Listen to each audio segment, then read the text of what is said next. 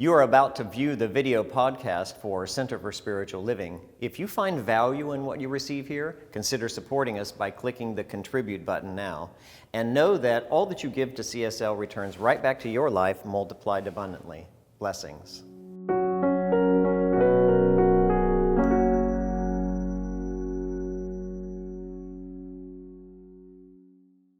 So this community has created what we call core values, and they are what we believe, what we live, and how we experience this spiritual journey that we're on. And the core values are love, healing, oneness, abundance, spiritual growth, service, and diversity. Today we're looking at healing. I'll say happy Valentine's week. And one of the places we need healing, maybe the most, is in the area of relationships. The year was 1978, and I was living in a dormitory in college.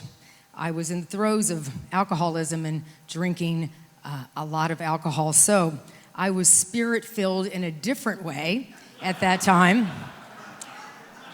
And it was Valentine's Day, and I came into the lobby of the dorm, and all these flowers were there for a lot of the women in the dorm, and I had the sneaky feeling none of them were for me, and I felt very angry and upset, and I went upstairs to my dorm, and I started drinking Blue Nun, the white wine I drank often, because I was on my journey to spiritual awakening. I was blue, and I was clearly not a nun, but I've had some healing since that time, and the healing has been the freedom of forgiveness, the ability to see that it wasn't that I was unloved, I just did not have any self-love. And our magazine of Spirit Science of Mind this month has a article on forgiveness and relationships, and I'm just going to read a paragraph to you. And the best way to live is to forgive the characters that taught us the harsh lessons and hence freed us from the bondage of the past to move ahead on the terrain of life. On the spiritual journey, we reach a stage where we can clearly see that it's not others we are forgiving, but our own delusive and petty emotions. It doesn't matter to them, it matters to us. May you lead a life with an ever-evolving, compassionate heart, and know the core value of healing that will be yours. And so it is.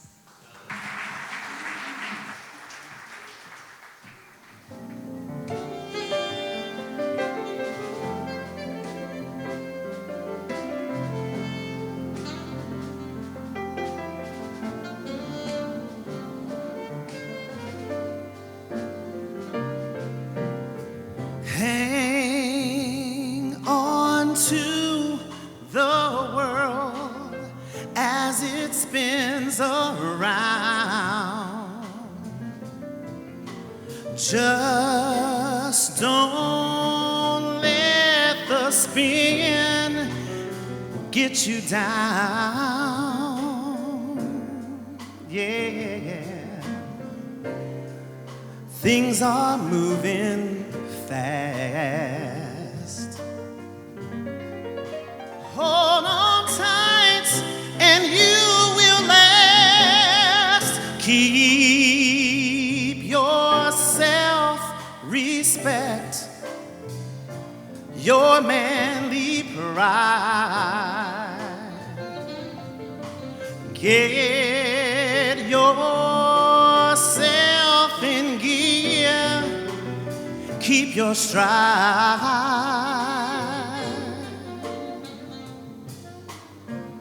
Never mind your fears.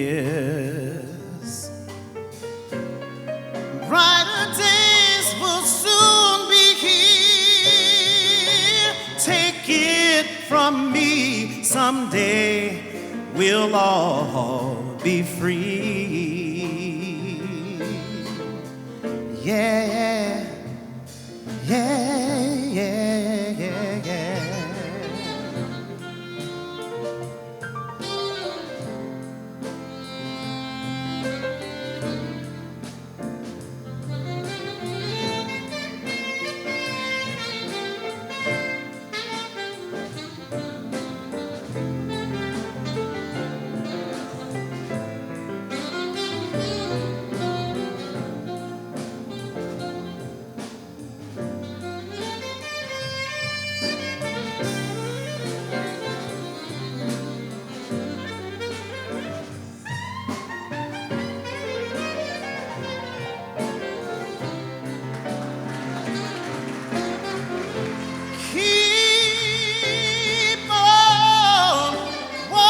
stand tall, hold your head up high.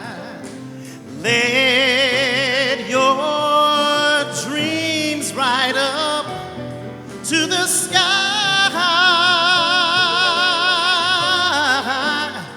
Sing your greatest song,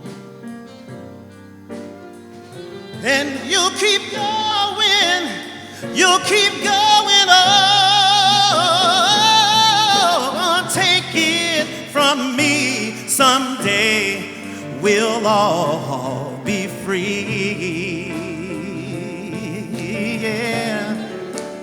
Just wait and see, take it from me, someday we'll all be free. I said it won't be long, take it from me, someday we'll all be free. Yeah, take it from me, someday we'll all be free.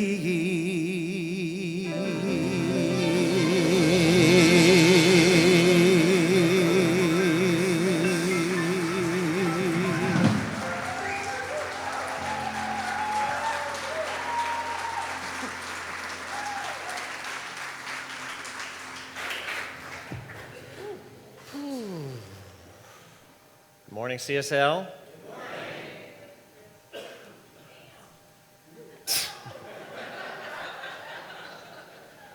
I want to preface this lesson this morning by saying this is not easy for me.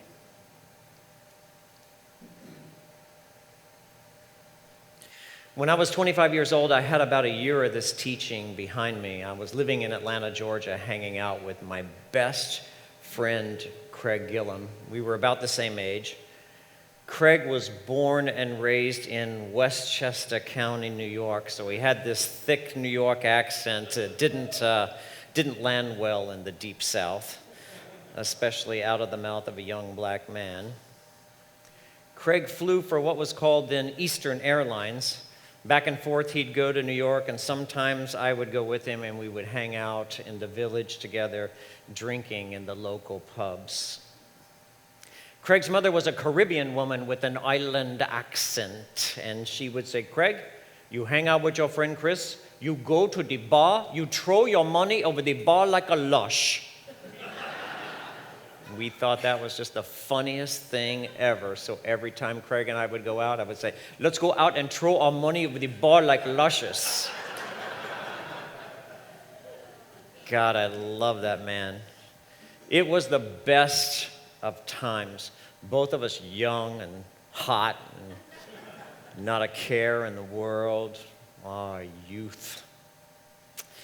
Craig and I remained very, very close friends for years. In time, I graduated ministerial school and moved to Kansas City to found the Center for Spiritual Living there. And Craig moved back to New York to live in a huge rent-controlled apartment in the Upper West Side. Man, did he love that place.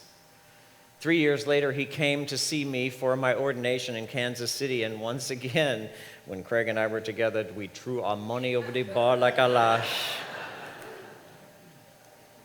Now, maybe you don't know this about me, but I have to tell you, I am a master manifester. I know how to use the science of mind. I trained myself to create the infrastructure of consciousness that can demonstrate good just like that. So when my mind is made up, when I am absolutely clear on what I want, I drop it into law, and every single time it shows up just like that. No, it's not magic. No, I'm not better than you. I'm just trained. All of our thought is creative, but trained thought is more powerful and creates more quickly because it's focused, it's clear, and it's in alignment with the ever-flowing movement of good that comes from our Creator. So there I am way out there on the prairie trying to teach these science of mind principles to those good Midwestern folks, and Craig is living in his luxury apartment in the Upper West Side. By September of '93, I'd had enough of wheat fields and beige people and the prairie. So I went on vacation to visit my friend Craig in New York City. And that was the year he was diagnosed with AIDS. And he looked thinner than usual, but everything else was fine. And while I was there, I had to ask him honestly. I said, Craig, do you think you will die of AIDS? And he said, yes. And I said, man, I don't want to hear you. I don't want to hear you say that. You don't have to die of this stupid disease. I was trying to teach him science of mind, I wanted him to use the principles of our teaching that I had had personally so much success with. After our visit, I went back to Kansas City to start the fall classes in science of mind, and I left Craig behind in New York. But about a month later, he called me, and he was having trouble walking, so he got a cane. Now, mind you, this is a 32-year-old man in the prime of his life. By late October of that month, by Halloween, he was in a wheelchair. By Christmas, he was paralyzed from the neck down. The virus had attacked his central nervous system, leaving him completely paralyzed. And all this time as he's going through this, he's on the phone begging me to come visit again back to New York City, but I was stuck. I was stuck in Kansas City with all the responsibilities of a new ministry, and I just couldn't go.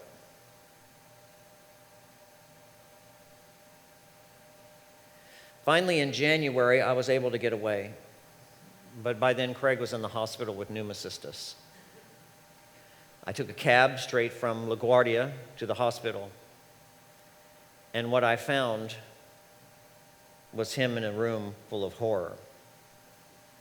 There he was, laying flat on the bed alone in the room. Doctors too afraid of AIDS to go in. Nurses had abandoned him. And there was this look of terror on his eyes as he watched his arms move upward toward his neck, threatening to choke himself to death. Your limbs stiffen when you're paralyzed, and they move uncontrollably. And so I got up on the bed, I got on top of him, and I pushed his arms back down to ease the panic and the fear in his face. And when the trauma was over, I was furious. I was livid. I went to the nurse's station and I said, God damn it, do something. He's dying in there. Help him.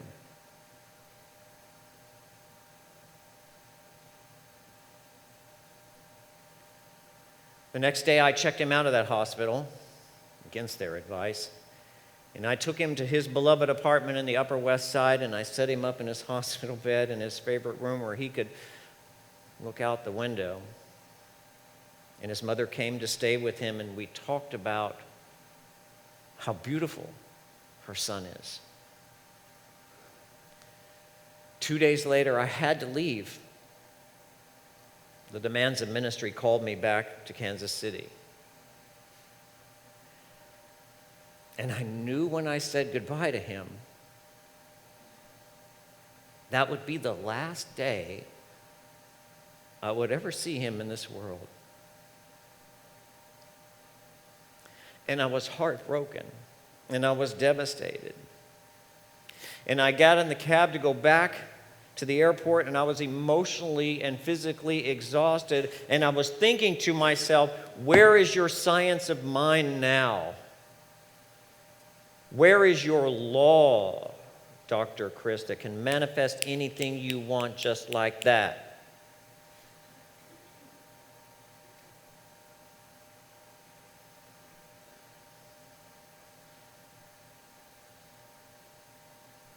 It's hard not to the death of a loved one personally. It's hard not to cry out to the universe, why? Why? Why did you take him? Your heart is broken and you want to blame someone. You want someone to pay for your loss. Over the years, I've counseled dozens of people in that same place, angry at God losing their faith and questioning how any creator of love could be so cruel as to take it from them. But you see, God isn't a loving father who lives up there, who loves his children down here. You are not a child of God. You are the presence of God. And God is more than an organizing intelligence that can manifest things. God is the presence of love itself. It is the capacity that lives in your own heart to love others and their capacity to love you back. That presence is alive in our hearts when people show up in our lives to love us, but it's also present when they leave us. You are still left with it. Love is still there no matter who comes or goes in your life. In our book of the month, The Untethered Soul, the author talks about that presence. He says, you are not your heart. You are the experiencer of your heart. In our teaching, we say it a little different. We say, you are not your thoughts or feelings. You are the thinker thinking the thought and the feeler feeling the feeling. This is an important distinction to make, so get it right, because it frees you up to not be bound by any one way of thinking or feeling. So instead of waking up and saying, I'm sad and miserable, you can say, I'm feeling sad. It's just a feeling, and like all feelings, they come and they go, and your thoughts work the same way. You can wake up thinking to yourself, I'm not going to do well today. I'm not going to do well in this interview. But instead say, my thoughts do not have to limit me. They do not have to control me. In fact, I control them. You are the thinker thinking the thought, the feeler feeling the feeling. Thoughts and feelings pass over and through you. See them as clouds overhead that temporarily obstruct your view. Now, this isn't easy to do, but it is the secret to living a happy and healthy life. The secret is to allow everything to come and go in your life, to mourn your losses, to celebrate wildly your successes, to cry your tears, to scream and yell if that's what you need to do, but then let it all go. Because you understand our hearts weren't designed to hold on to pain. That's something they cannot sustain. It's not sustainable. The energy of loss and hurt and pain clog and block the flow of good into your life. They prevent you from having healthy living, and then you end up like the 500,000 other Americans every single year who have to have open heart surgery. It's true, I looked it up. 500,000 open heart surgeries in America every year alone, and it makes me wonder how few there might be if we all learn to let it go, to let go of the pain of the past, but also to let go of the expectation of the future and live here now, in the present moment. It's not easy, it's hard, but it can be done. Like anything worthwhile, it takes practice. Practicing the presence means being conscious that your thoughts and your feelings do not define you. They don't have to create a future you don't want to be in. You can let them go.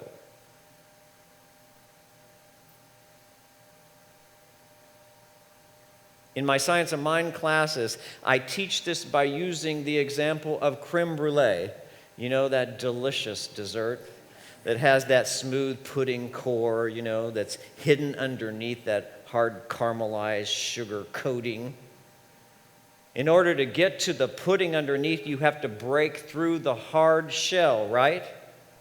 For illustration purposes, this morning, the hard shell, that hard cover is anger. There are a lot of people out there walking around very angry and not even knowing why. That's what the road rage is about. This is particularly true for men, because anger is the only socially acceptable emotion we're allowed. You can't cry. You can't be sensitive. You can't be a sissy. You got to man up and stuff your emotions down. That's where the anger comes from, by the way, repressed emotion. Because you see what's below that hard caramel cover, that hard exterior of anger, is the pudding below it, which for us is a puddle of sadness and unprocessed emotions and uncried tears. And so we decide, sometimes it's just a lot easier to stay angry than it is to feel the sadness that lives in your heart. It's a lot easier, especially for men, to repress our hurt and our sadness, to cover it up with some hard exterior of anger. It's easier than admitting to ourselves that we are deeply hurt. Angry man on the outside, wounded, hurt little boy on the inside. Here's the truth, and this is important for you to know, especially if you find yourself angry a lot or sad. Underneath it, underneath that anger, and just below that unprocessed pain and sorrow, my friends, is a deep well of joy. It is the joy that lives in your heart that you haven't been able to get to. It is the presence of Spirit itself. It's who you really are.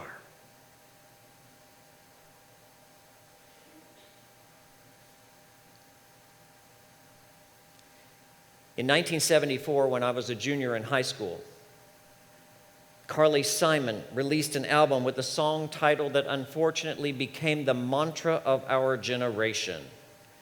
I haven't got time for the pain. I'm sure many of you know it, have sung that melody many times in your head, maybe when you've had a breakup, maybe when you've had a divorce. Maybe when something has hurt you that you didn't process. I haven't got time for the pain. But here's the thing, if you haven't got time for the pain, if you don't take time to experience that loss and mourn it, you will never heal. You'll get stuck, like that pudding that's underneath the hard caramel cover of the creme brulee. You have to feel it to heal it. You have to be willing to break through that anger and feel the sadness that is beneath it. But once you do, my promise to you is that beneath all of that is the immense joy you haven't been able to get to. It's the joy you felt as a young girl or a young boy on Christmas morning. It's the joy you felt in your heart the very first time you fell in love and were so excited. It's the joy that, by the way, is your birthright. There is joy beneath the sorrow. But you can't get to it unless you allow yourself to feel the feelings. A few days later, after I left Craig in New York, his mother called to tell me he passed away peacefully in that bedroom of his Upper West Side apartment. He was just 32 years old. He was the first of many of my friends who would die of AIDS in that decade.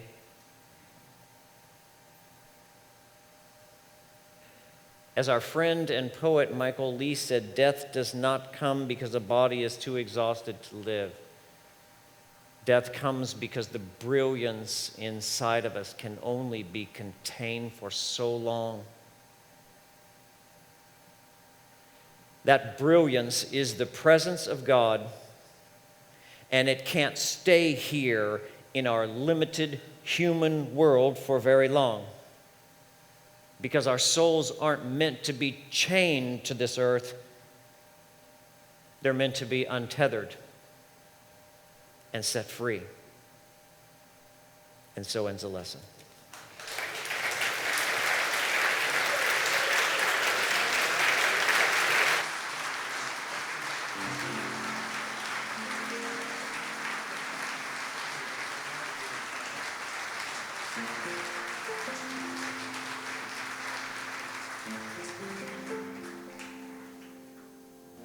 It's a beautiful thing that we all come together every week to feel our feelings, to hug our friends, to experience being seen, really seen, not as the exterior we present, but as the potential we hold inside, as the love and joy that lives in our heart. Let's close our eyes and be in this room together as we move into our meditation.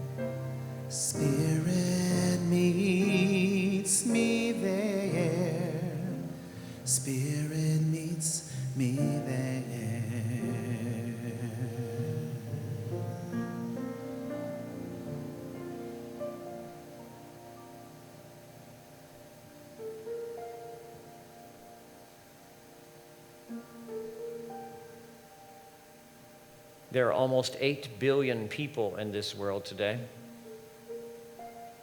Each one an individualization, a non-repeatable event in all of time and history. Each one of us an unique expression of spirit. On our own individual path to enlightenment, seeking to find our way to love and to joy. In the midst of living in a world that does not recognize us or know our truth, we get hurt.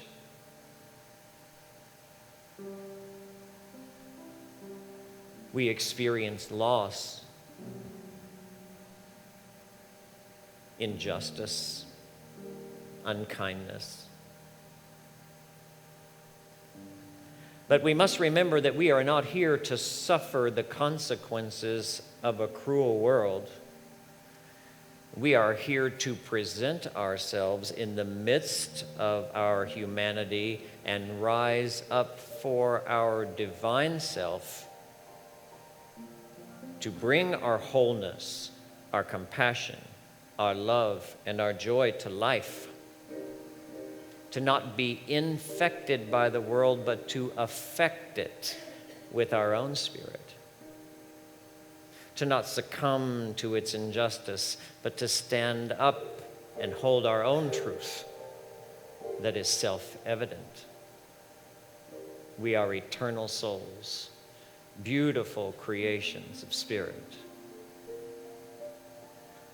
left untouched at the core of our being.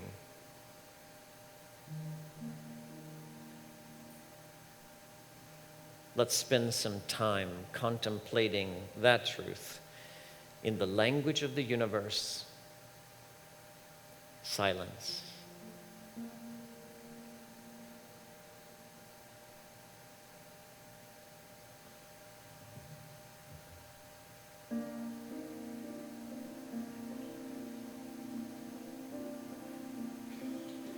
Let's make a commitment today to each other, to life, to not let this world take our joy from us,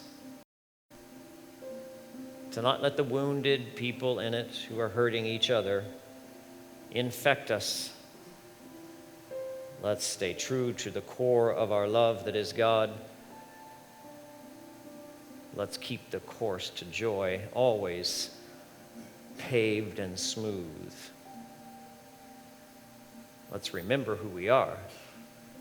The presence of an eternal love making its entrance into life. And so it is.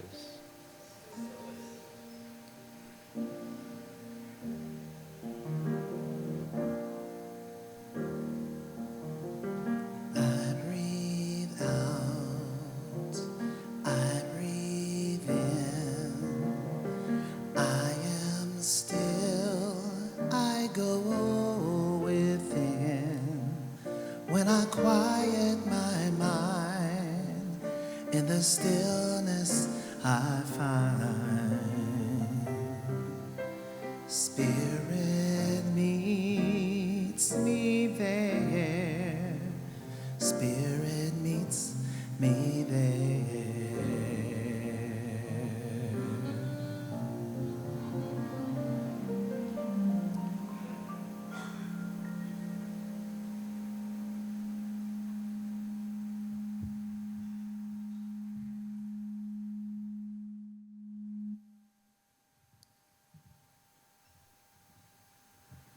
This next song was written specifically about Martin Luther King.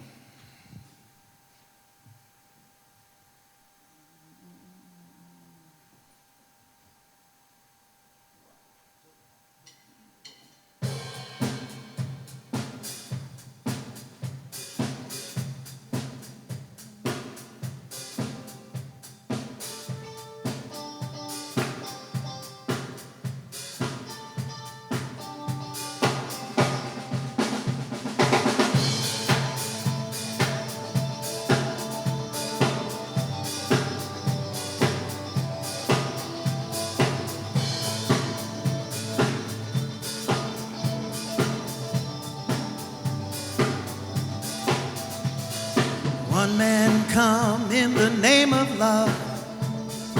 One man come and go. One man come here to justify. One man to overthrow. In the name of love. One more in the name of love. In the name of love. One more in the name of love. One man caught on a barbed wire fence. One man he resists. One man washed on an empty beach. One man betrayed with a kiss. In the name of love. One more in the name of love. In the name of love. One more in the name of love. Here we go.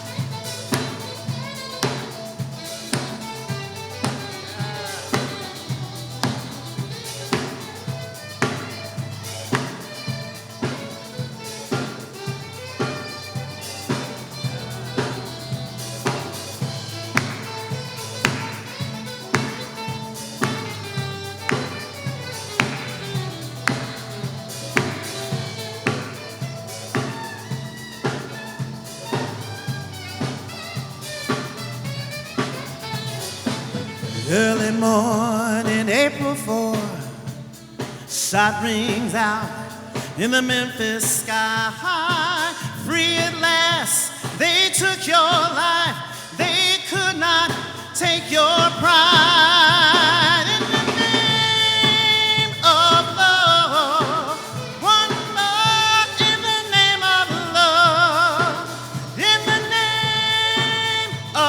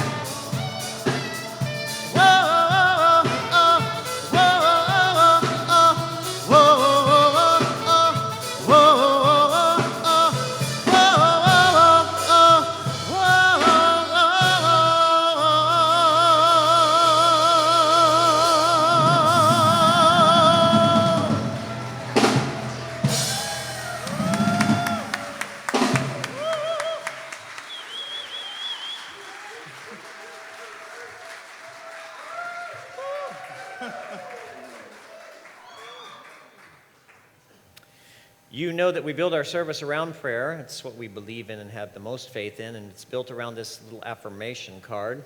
And yours is exactly like mine, and it says this. Would you say it aloud with me? My heart is open to love. I am ready to give and to receive love. Let's know this together.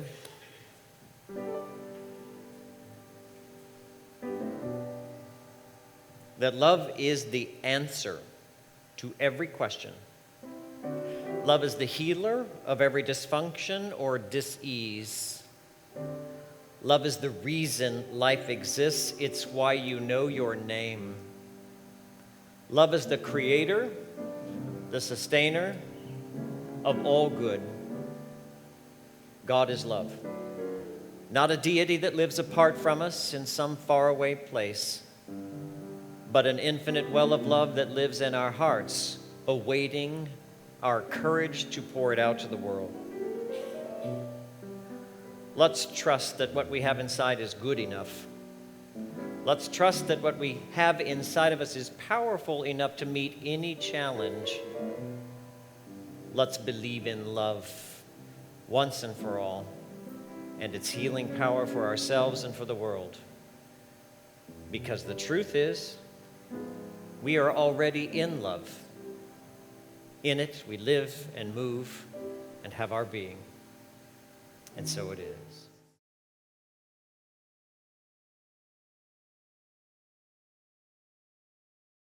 Thank you for watching, and thanks for supporting CSL. If you'd like to know more about us, check us out on our website or social media.